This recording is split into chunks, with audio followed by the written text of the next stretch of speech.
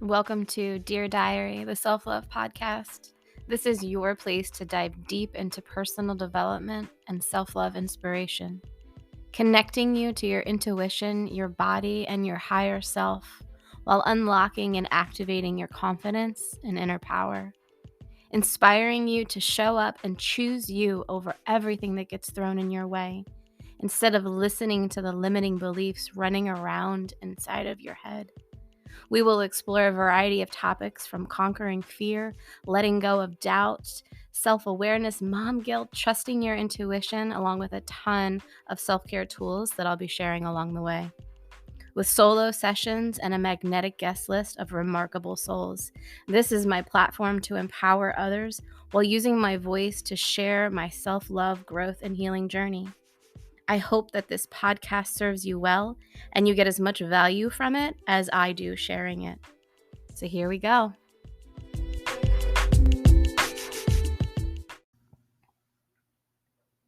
Stillness. What does stillness mean to you? I think that the idea of stillness is not something that most of us are familiar with. It's a far cry from our fast pace, always on the go, hustle culture where multitasking is the norm, long to-do lists rule, and every second of every day is scheduled with an activity that needs to be done. Lots of plates spinning, a plethora of commitments scheduled, and all of the busyness tends to create a life being lived on autopilot. We are so busy as a culture, moving on from one thing to the next thing, to the next thing, to the next thing, that some of us, most of us, myself included, forget to check in, forget to get still. Moving from a place of getting out of your head and into your body, I have discovered the tremendous power that has come from practicing stillness on a regular basis. So I invite you, maybe during this episode or for the next 5 days of the self-love experience, if not longer, ooh, to incorporate the practice of stillness into your day. Because I know the difference that it can make, and I promise you will see a difference too. How you choose to be in stillness, it can vary. But I'm going to share with you today 10 benefits that I hope encourage you to start cultivating this as a self-care practice, as a self-care tool that you can whip out of your tool belt whenever you feel like your life is going sideways or you're just doing way too damn much. Maybe you incorporate it as a daily ritual, maybe even a lifestyle habit. Oof, wouldn't that be crazy? So, 10 benefits. Number 1, less stress in your life. I'm just going to go ahead and everybody's stressed. I'm just going to go ahead and put that one first so that I got your attention. Being in stillness reduces responses in the parasympathetic nervous system. What is that? I'm getting scientific here. It's responsible for your fight or flight. It's responsible for your rest and relaxation. So, in other words, it helps being in stillness helps calm your mind. It helps calm your parasympathetic nervous system, allowing you to feel more at peace and less stressed out all over the place. It gets you out of your monkey mind and gets you into your body, which allows you to check in and become more self aware. So it stops the stressed brain from running on autopilot and it gives you an opportunity to get in the driver's seat. Number 2, it helps cultivate the ability to let things go more easily. The key to being in stillness is to witness your thoughts but not attach to them. just noticing, just getting curious. If you're a client of mine, you know I say this every time we talk. We're just noticing, we're just getting curious. Allowing these thoughts to just come and go freely without any judgment or having to control them. And once you learn the value of letting go of the things that aren't working, it opens up so much space for the things that you can feel into that will work for you. There are so many times when I do this practice of checking in and getting still, and I come to the realization that all I need to do to find more peace is to slow down and hydrate my body. That's it. Just chill out for a sec and drink some freaking water, you dehydrated bitch. Such a simple little step. But yet, if I continued to go on autopilot, my day would have likely spiraled and it would have been 4 p.m. before I realized I hadn't drank any water and I've been a crazy bitch and nothing is going right. You feeling me? Did I hit a pain point with anybody yet? Number 3, you're able to hear your own intuition. You know that voice inside of you, the one that zings when you really want to do something, or the one that says, "Whoa, you need to say no to this." There is a discord of voices out there trying to tell you how you should be, what you should do, how you should look, what you should be working on, all of the things. Shoulds. Lots of shoulds, right? But when you practice stillness, you learn to silence those voices, that chatter, those judgments and opinions, and you can more easily tap into your own intuition to know what is true for you, right? How many times are you talking with somebody or, having a conversation and the person that you're speaking to is just like rattling on about their day about, oh my God, this went bad and that went sideways and this is awful and blah, blah, blah. And you're just like, you lose yourself, right? And you're just like, oh, what? Oh my God. All of a sudden now I'm feeling nauseous. I have a headache. Like you just get like lost in their thoughts and their voices. And it's like, hold up. Wait a second. Let me get still. Let me quiet that out. Let me check in with my intuition. Let me feel into what's true for me. Oh, I'm actually not having a shitty day. I'm really sorry that you are, but yeah, none of that belongs to me, right? What are we on? Oh, I knew I shouldn't have numbered these. Number 4, I think. I don't know. Moving on to the next one. Stillness anchors you into the present. It brings you back to the present. Much of anxiety and stress are felt in life because we're too busy stressing about past events and future events, right? We're so busy worried about what's going to happen or what already happened, beating ourselves up. Things that need to be done, and oh my gosh, plans that have to be finalized, and outcomes that could have or should have already been done or were done and went terribly wrong. When you're able to tap into that stillness, it anchors you into the present moment, into a state of mindfulness. And when you're in the present moment, when you are focused on the here and now, oh my gosh, that is where the magic is. That is what keeps you out of your head. That is what stops you from ruminating on things and thoughts that went wrong in the past. And it lessens the amount of time that you spend worrying about what could go wrong in the future. The power of presence. Oh, it's so important. And stillness is just another way to get you there. Just take a breath. Take a pause. Take a moment. Come back home. Reel it in. right? How many times a day would you benefit from just like reel it back in, reel it back in? Stillness, I think we're on 5. I knew I shouldn't have numbered these. All right, we're going to let that go. This is why I just riff. Like, I have notes and yeah, anyway, okay. Coming back to stillness.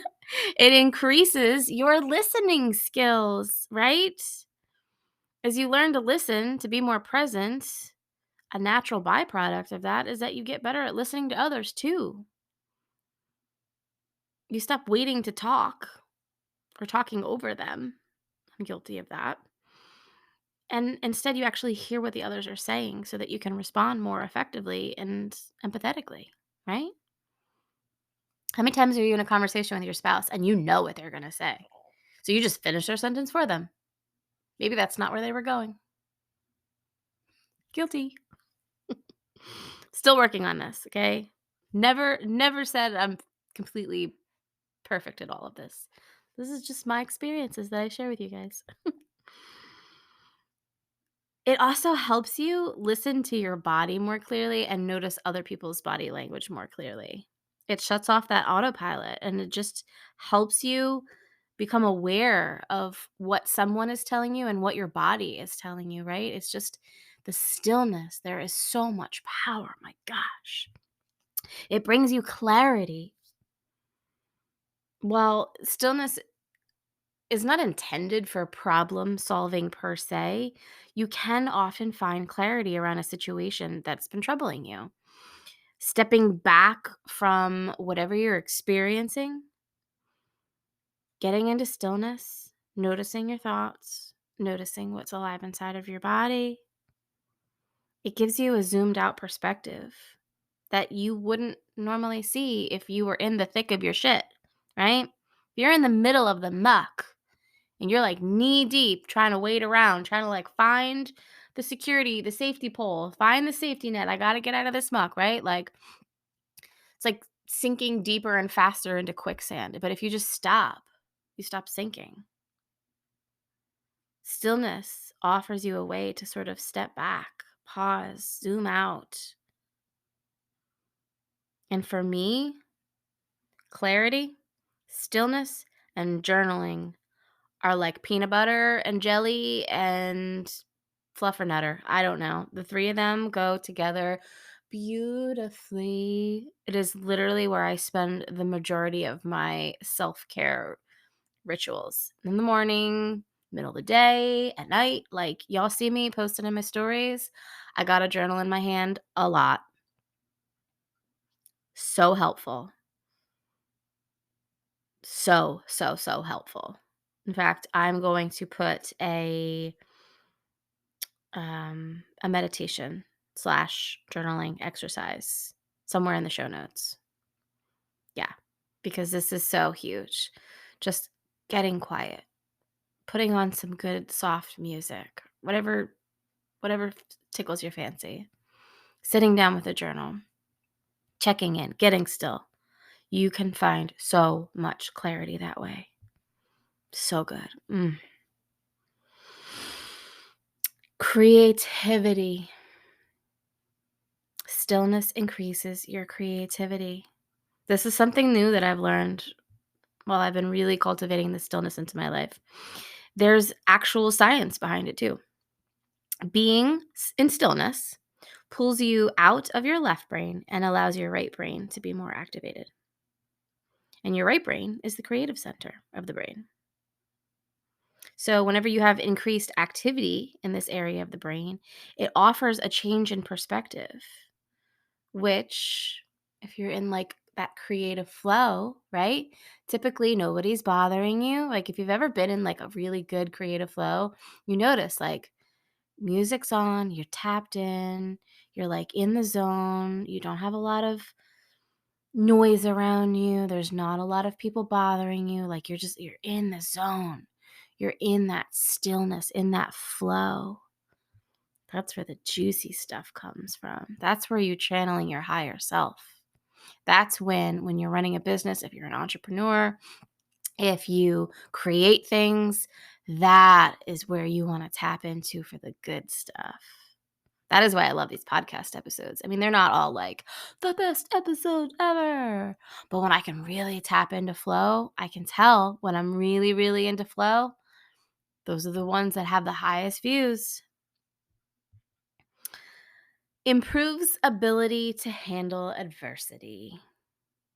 Okay? That means like, AKA handling life shit.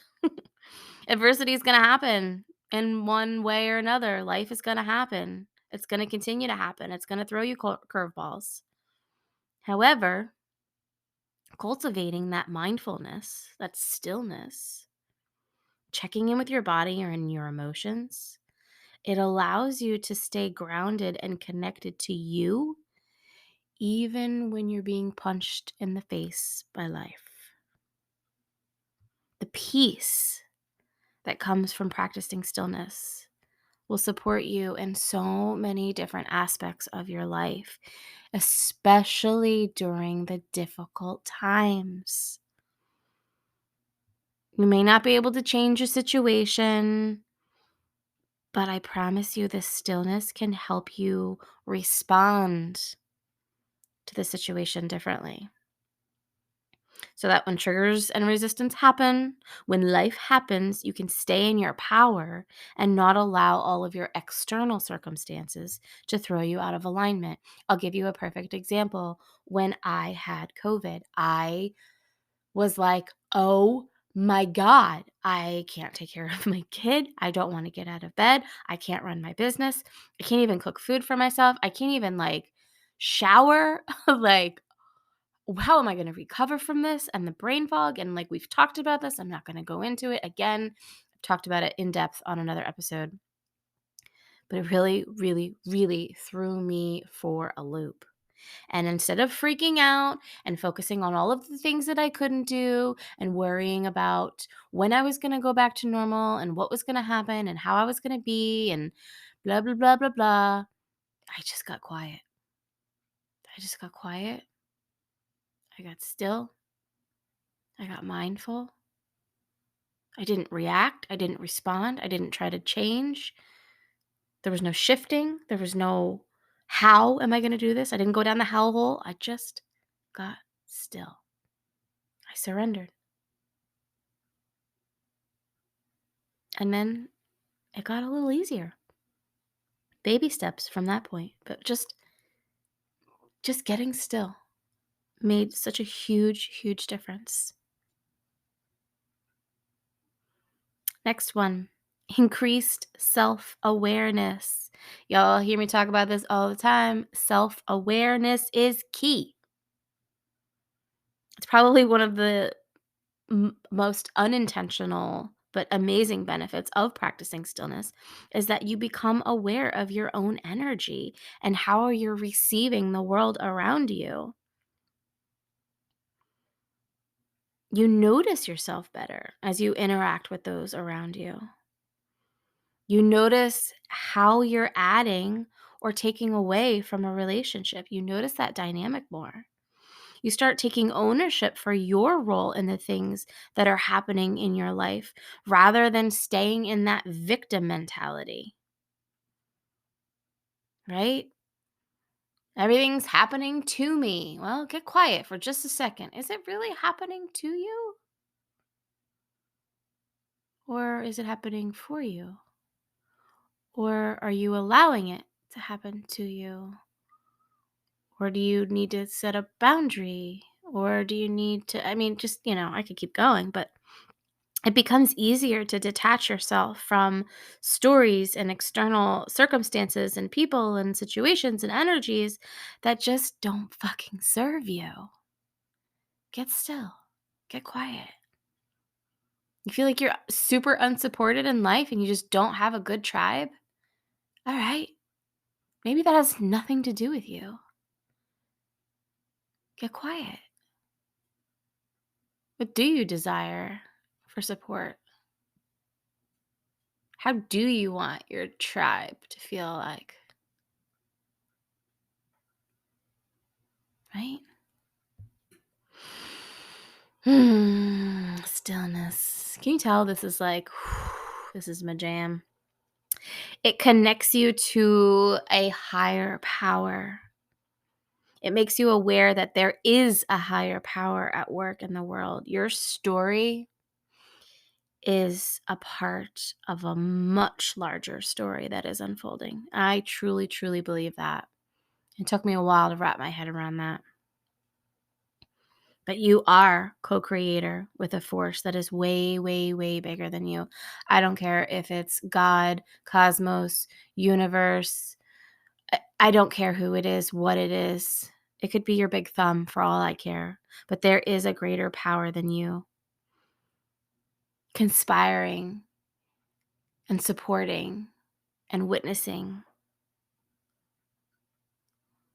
This awareness, when you can get into stillness and really tap into this like higher energy, this co-creating force that is here to help you navigate life with more ease, it keeps you grounded knowing that.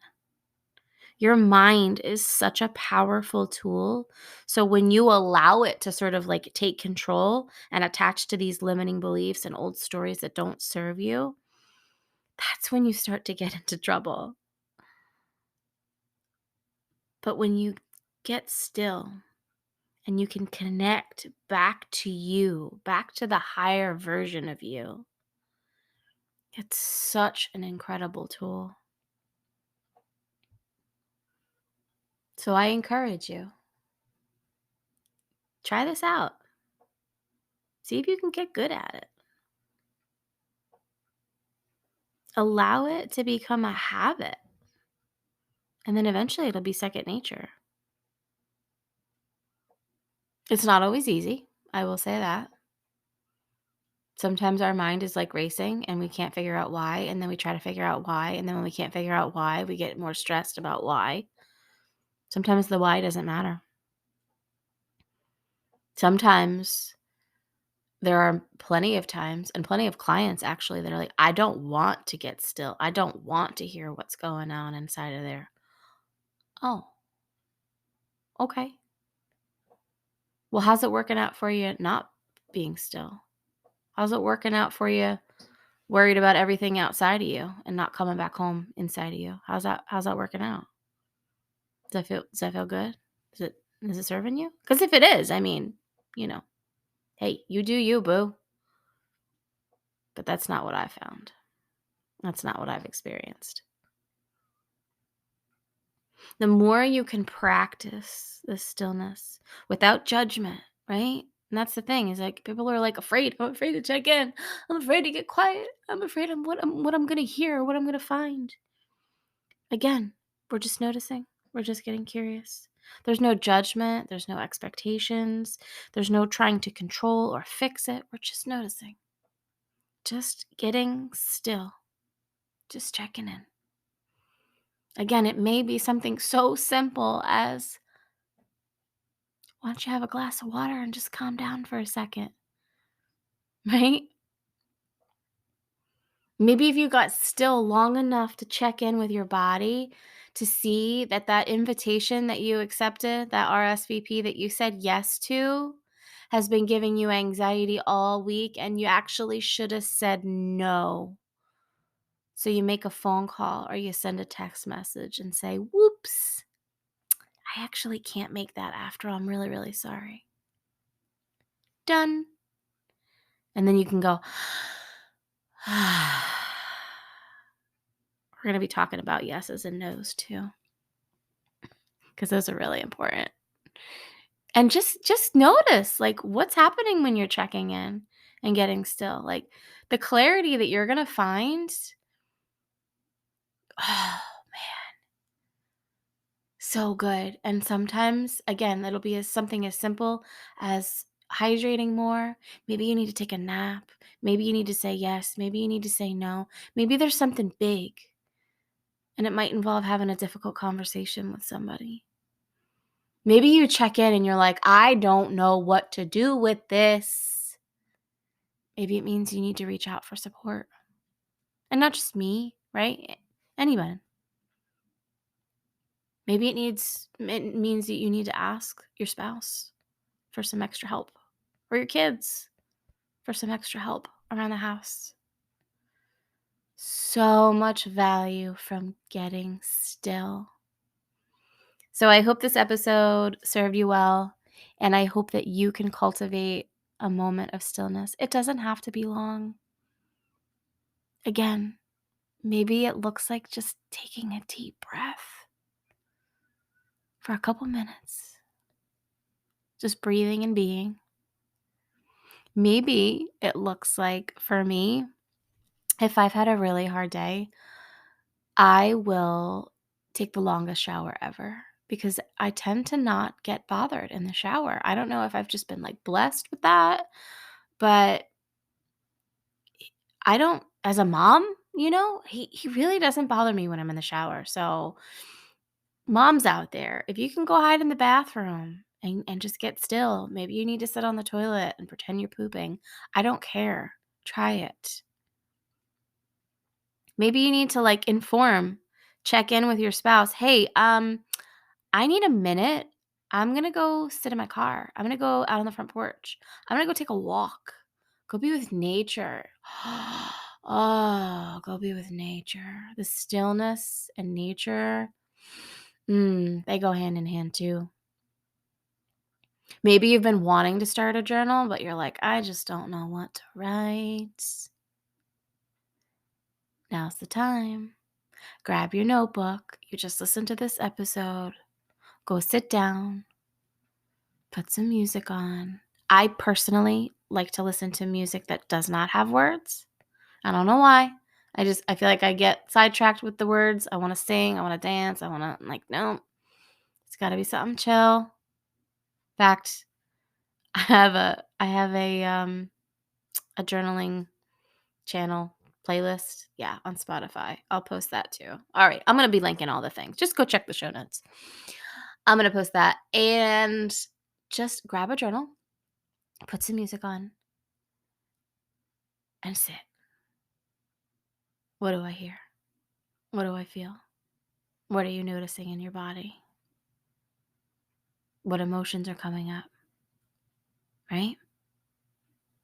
And don't judge. Don't try to fix. Don't try to change any of your findings. We're just getting curious. We're just noticing. Maybe you see a pattern. Maybe you don't. Maybe it's something simple to shift. Maybe it's not. We're just noticing.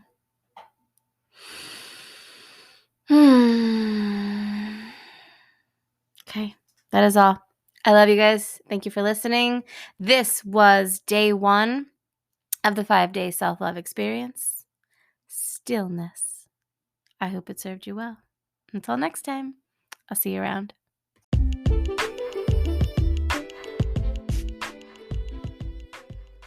And that is it for today's episode. I hope that these words activated and inspired something inside of you. And if they did, please share this episode with a friend or on your social media, and feel free to tag me so that I can say thank you. The more people who hear these words along their path, the more we can help inspire and heal the world. Don't forget to hit subscribe and leave a review. Trust me, your future self will thank you. Sending love and light until next time. I'll see you soon.